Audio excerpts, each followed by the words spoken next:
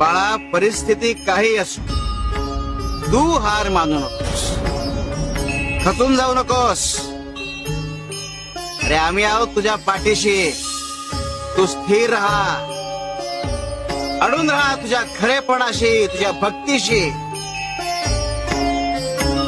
वेळ बदले तसं आंबट कैरीचं रूपांतरण गोड आंब्यात होतं, अगदी तसंच